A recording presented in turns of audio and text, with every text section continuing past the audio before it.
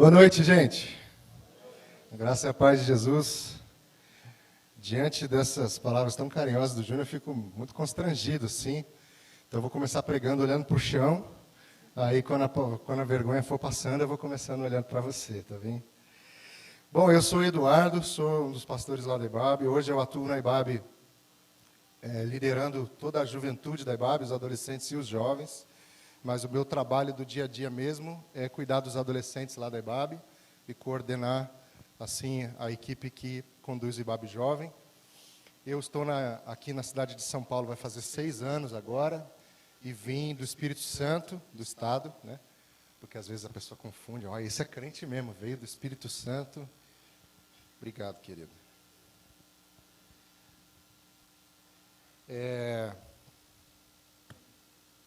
Eu não gosto de ficar falando de mim, então eu já vou pular aqui, né, pastor? Tipo, muita coisinha sobre o meu respeito aqui.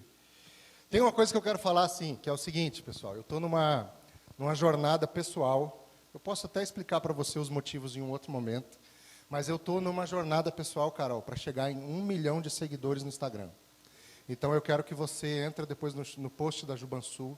Eu estou marcado lá, você me segue. Faltam só 995 mil pessoas para eu chegar em 1 milhão. Mas eu não tenho pressa, tá bem? Então, depois você me ajuda. Tenho certeza que depois de hoje vai ficar faltando menos ainda, tá? Bom, gente, eu quero pensar com vocês sobre o nosso tema, transformados, mas não isolados, e vou começar fazendo uma pergunta para você. E eu quero que você responda aí na sua mente. Transformados. Transformados em quê? Em que tipo de gente Jesus te transforma, ou te transformou? Que tipo de gente Jesus age para que nós nos tornemos? Qual é a obra? Que tipo de pessoa Deus espera que você sejamos? Para pensar no tipo de gente que Jesus nos transforma, eu quero ler 2 textos da Bíblia com você, um no Antigo Testamento, um no Novo Testamento. E nós vamos tentar amarrar essas ideias de que tipo de gente e que tipo de relação a gente constrói na vida a partir do que Jesus faz em nós. O primeiro texto está bem no início da sua Bíblia, você vai abrir ou acessar a sua Bíblia, o livro de Gênesis, o capítulo de número 4. É uma história que eu tenho certeza que você conhece, mas vamos ler assim mesmo. Eu estou usando aqui a NVI, nova versão internacional. Se você tem outra versão, não tem problema, você vai lendo aí. Eu vou ler a partir do versículo 2, Gênesis 4, 2. Se você achou, diga, achei. Nem todo mundo respondeu, tem gente procurando ainda, então eu espero mais um pouco. Mentira, vamos lá. Gênesis 4, 2. Abel tornou-se pastor de ovelhas e Caim agricultor. Passado algum tempo, Caim trouxe do fruto da terra uma oferta ao Senhor. Abel, por sua vez, trouxe as partes gordas das primeiras crias do seu rebanho. O Senhor aceitou com agrado Abel e sua oferta, mas não aceitou Caim e sua oferta. Por isso Caim se enfureceu e o seu rosto se transtornou. Uma pausa aqui. Caim, muito provavelmente, era aquele tipo de pessoa que não consegue esconder as emoções. Você conhece alguém assim? De repente você é assim.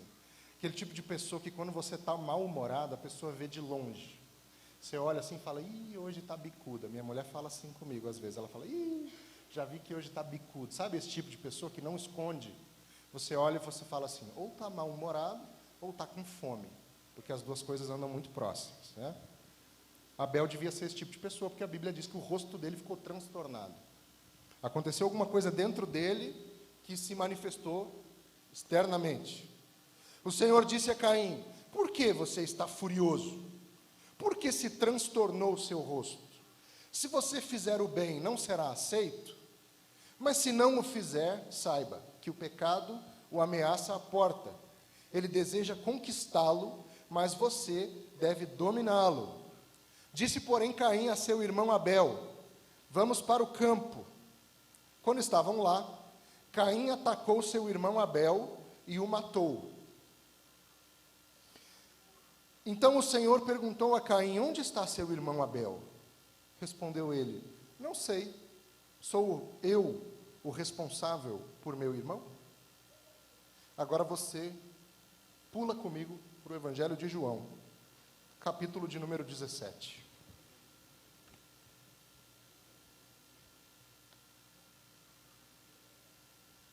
João 17, leio a partir do versículo de número 9.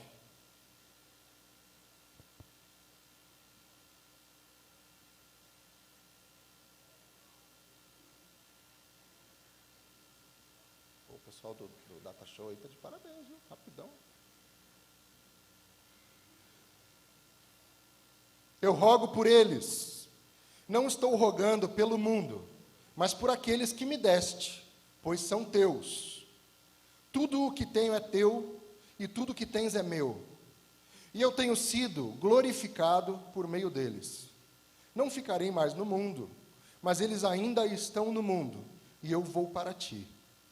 Pai Santo, protege-os em teu nome, o nome que me deste, para que sejam um, assim como somos um. Enquanto estava com eles, eu os protegi e os guardei no nome que me deste. Nenhum deles se perdeu, a não ser aquele que estava destinado à perdição, para que se cumprisse a Escritura. Enquanto estava com eles, eu os protegi e os guardei.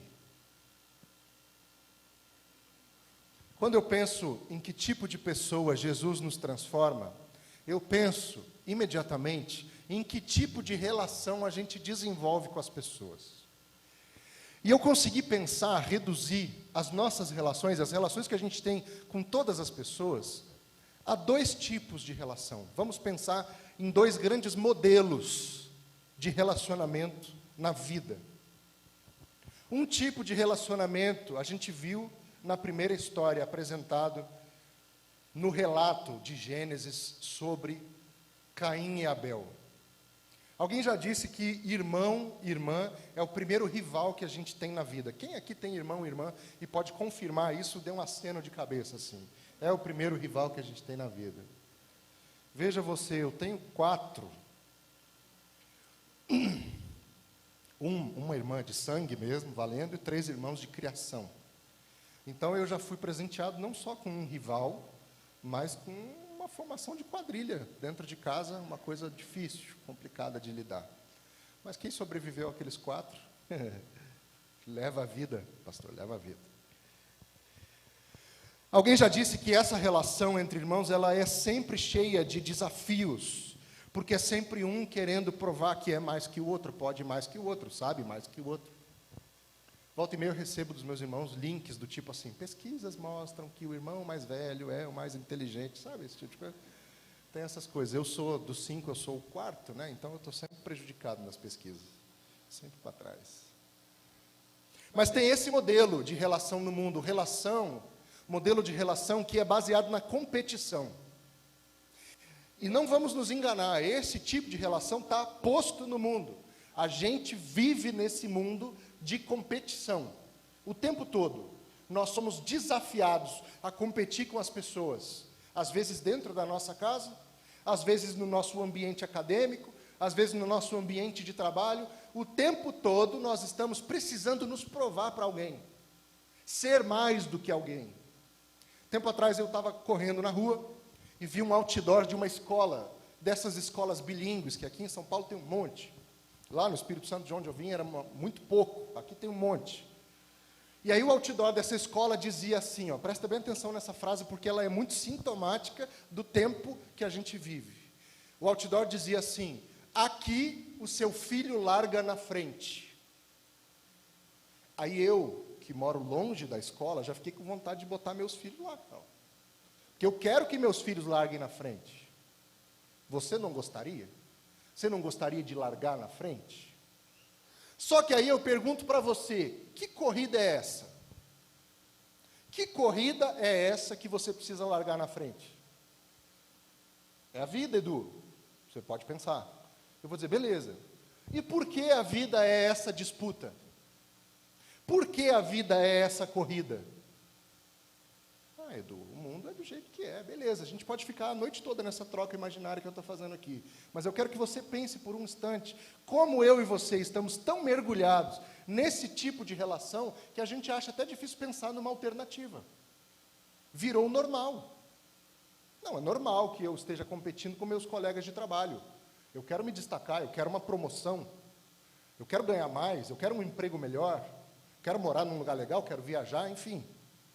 É normal que eu entre em competição com os meus irmãos, porque lá na minha casa, meus irmãos sempre tiveram tudo e eu ficava com nada. Já passou por isso? Existe uma coisa chamada síndrome do irmão do meio. Existe essa parada. Quem é de família de 3 ou de número ímpar, sabe do que eu estou falando. Aconteceu comigo. Posso contar a história? Vou contar a história rapidinho. Eu tinha 11 anos de idade. Então tinha o de 8, eu de 11, 12, 15 e minha irmã com 20. E 2, ela é 14, 22. Quantos anos que eu falei que eu tinha? 10? 11, então ela tinha 25. Calculei tudo errado, ignora isso. Matemática não é meu forte, claramente. E aí nossos avós foram fazer uma viagem da vida deles, foram para o Canadá. E fizeram e andaram para cima e para baixo no Canadá. Quando voltaram do Canadá, voltaram com a mala cheia de presente para os netos. E aí é aquela hora em que um já começa a olhar para o outro, tem que ser tudo igual. Você que tem mais filhos, ou você que vem de uma família grande, bota isso na sua cabeça, tem que ser tudo igual, porque senão dá briga. 4 meninos, calcule como foi a cena. E começou minha avó, que Deus a tem em bom lugar, abriu a mala, tirou uma camisa de um time de basquete, Toronto Raptors. Tirou a camisa oficial do Toronto Raptors, deu para o Guilherme, o mais velho. Toma, Guilherme, camisa do Toronto. Botou a mão na mala, tirou a camisa do Toronto para o Bruno, meu outro irmão. Toma aqui, Bruno. Botou a mão na mala, tirou a camisa do Toronto para o Diego, o mais novo. Toma aqui, Diego. E eu, vó. Ah, peraí. Ela botou a mão na bolsa, já não era na mala. Botou a mão na bolsa, tirou um pacote de figurinha da NBA.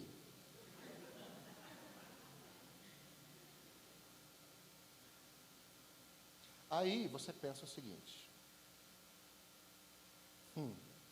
Todo mundo com a camisa oficial da NBA de basquete. E eu com a figurinha. Obviamente, eles esqueceram de mim. Aí estava no aeroporto, meu avô falou assim, tem que levar alguma coisa para o Eduardo. Ah, pega uma figurinha que ele não vai nem ligar.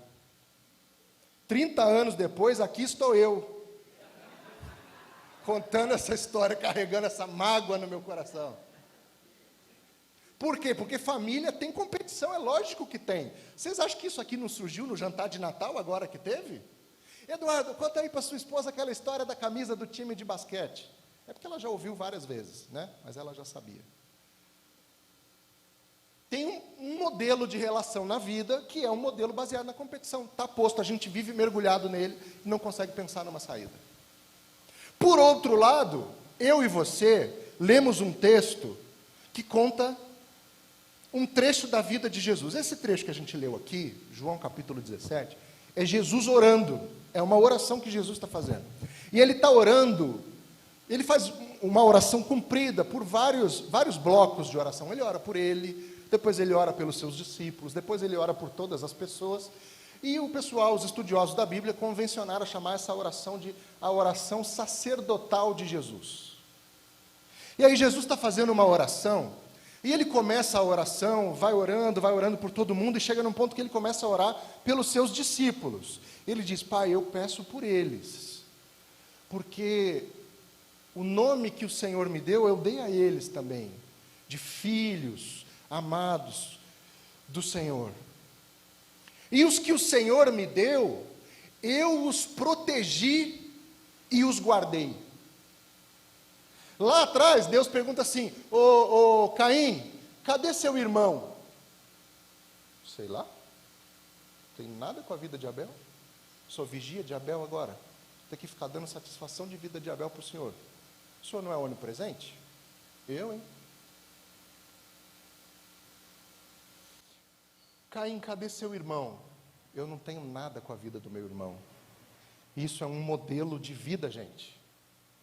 E a gente, eu e você, mergulhados nesse mundo que a gente está vivendo, a gente assimilou isso de uma maneira que a gente responde assim para as pessoas.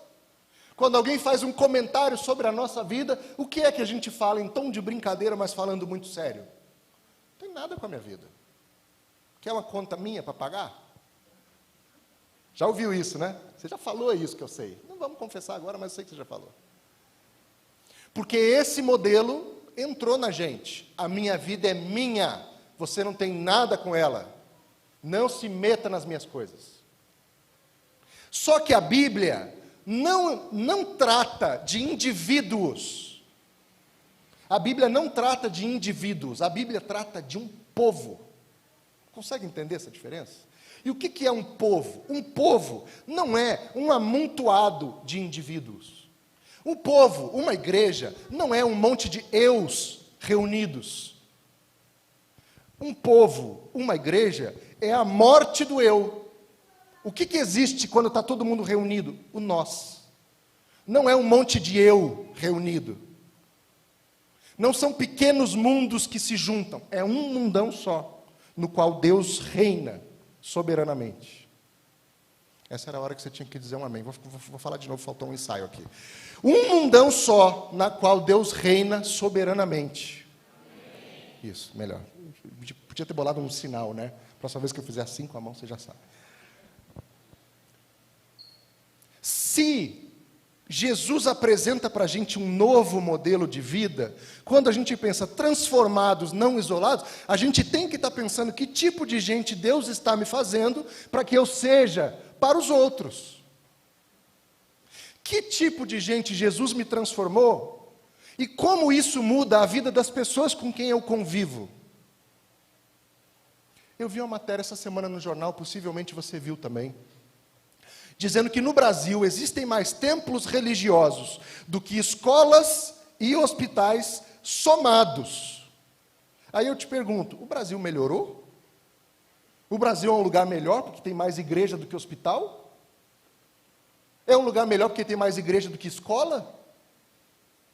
Deveria ser. Mas, como nós, filhos de Deus, filhas de Deus, começamos a pensar do mesmo jeito, que a vida, o que interessa é a minha, aí beleza, aí ninguém interfere na vida de ninguém mesmo, ninguém ajuda ninguém, o contexto, o sentimento de irmandade foi embora, e aí alguém chega e pergunta para você, ei, vem cá, e fulano? Não sei de fulano, não tenho nada com a vida de fulano, entendeu? E isso está tão dentro da gente que a gente acha isso normal, Mas tem uma diferença muito grande na vida que Jesus propõe para nós. Qual é? Ele diz assim, Pai, os que o Senhor me deu, eu os protegi. Tem um outro tipo de relação na vida, gente. Tem um outro tipo de gente que a gente pode ser. O tipo de gente que se cuida mutuamente. O tipo de gente que se ajuda mutuamente. Sabe quantas vezes aparece no Novo Testamento a expressão uns aos outros? Mais de 100. Isso quer dizer alguma coisa, não é possível. Então, qual é o modelo de vida que Jesus propõe para nós? É um modelo de vida em comunidade, de verdade. E aí, eu não estou falando comunidade necessariamente de igreja, tá? Mas, pastores, fiquem tranquilos. Igreja, gente, é super importante porque é um ótimo lugar para a gente ter comunidade.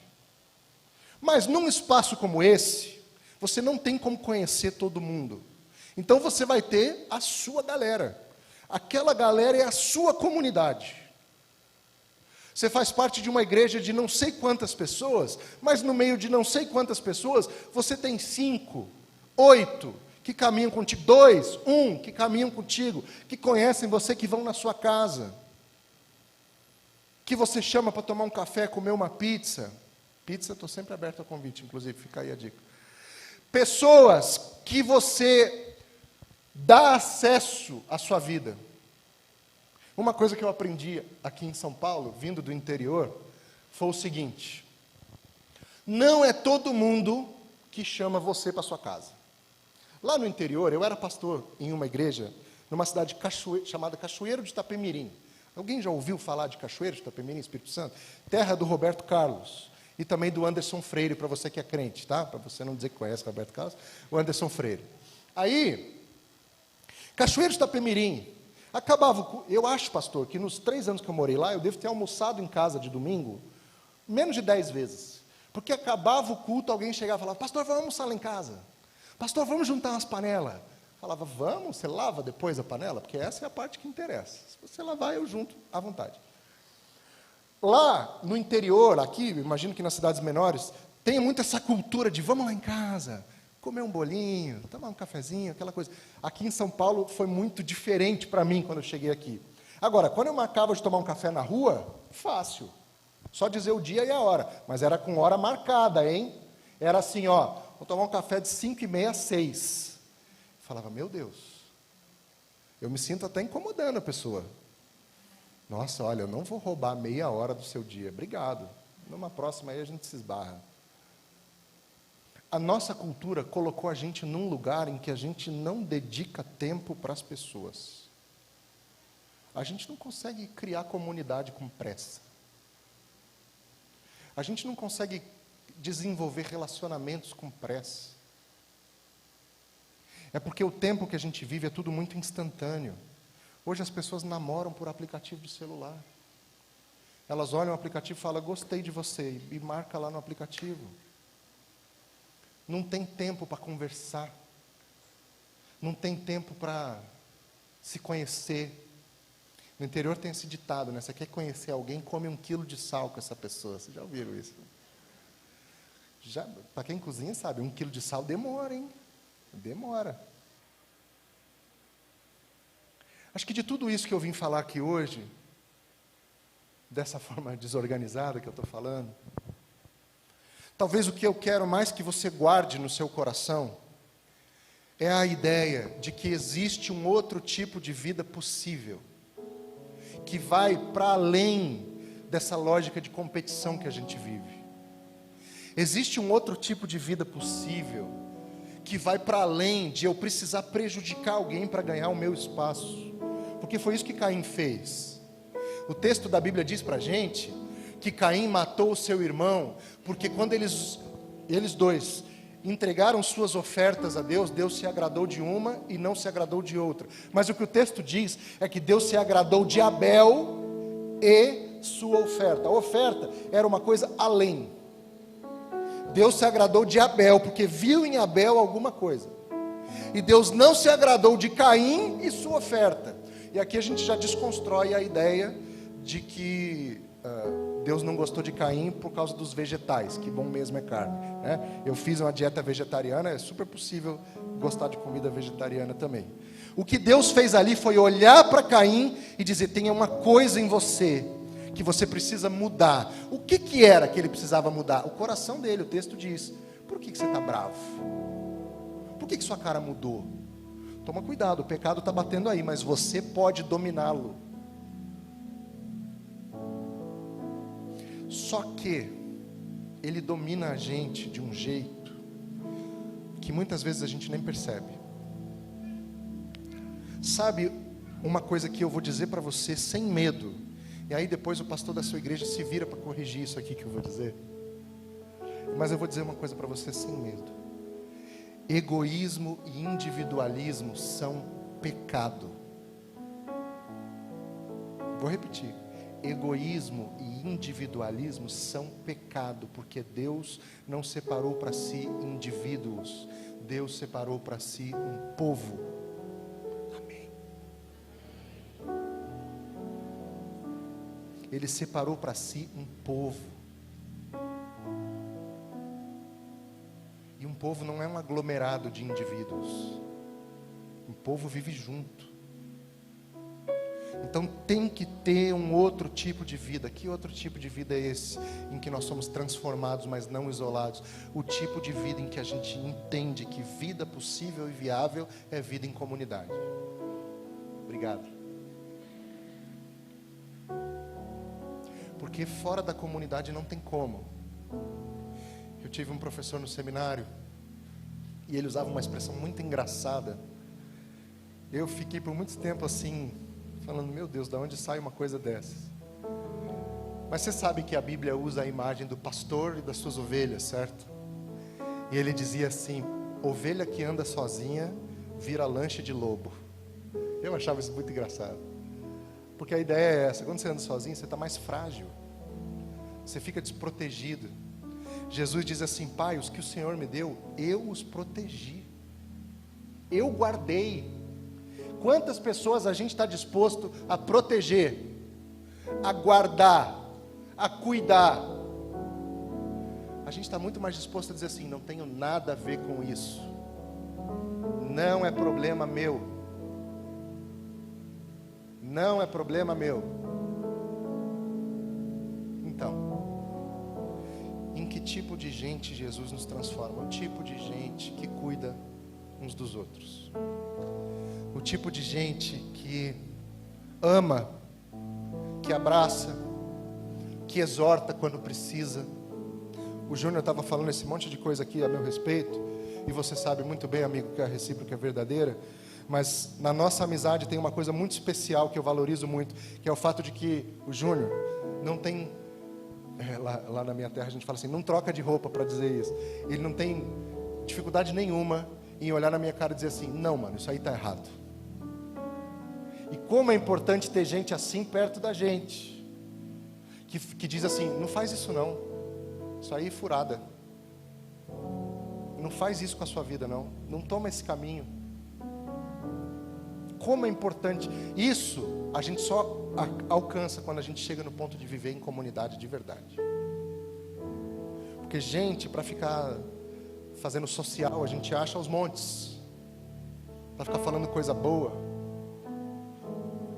E quando a pessoa não fala uma coisa boa, a gente procura outra que fale o que a gente quer ouvir. Eu quero terminar minha palavra aqui orando com você. E quero nesse tempo de oração convidar você a uma reflexão honesta a seu respeito. Convidar você a que pense de verdade em que tipo de afeto, de emoção, de coisa habita no seu coração. Que tipo de relação você está disposta a desenvolver com as pessoas? Porque é muito possível que você se relacione com pessoas porque elas têm alguma coisa para te oferecer, e isso é muito comum.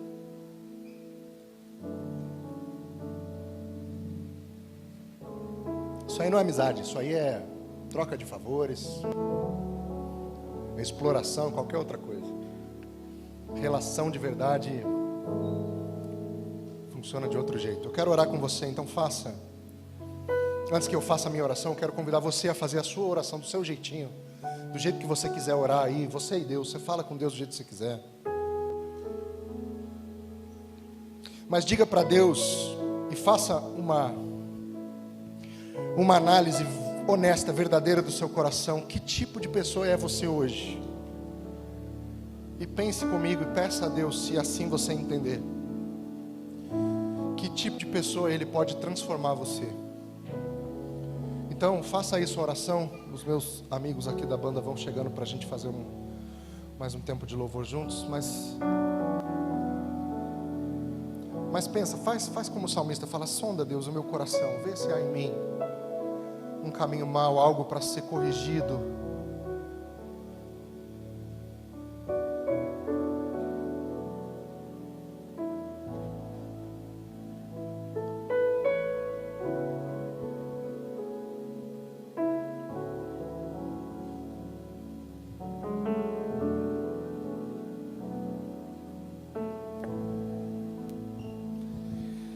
Deus, obrigado pela Tua palavra, que é viva, eficaz, nos toca onde só o Senhor pode.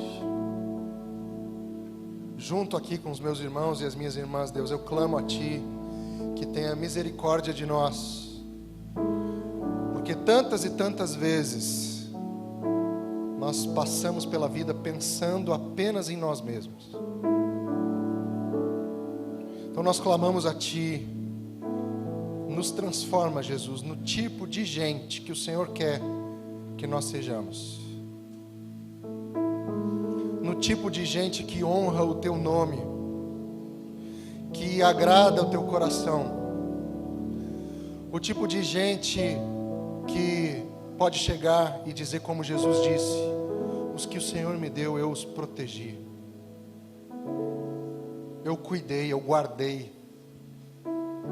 Nos ajuda a enxergar a vida com esses olhos. Em nome de Jesus, nós oramos. Amém. Amém. Obrigado pela paciência de vocês. Deus nos abençoe aí. Amém. Valeu.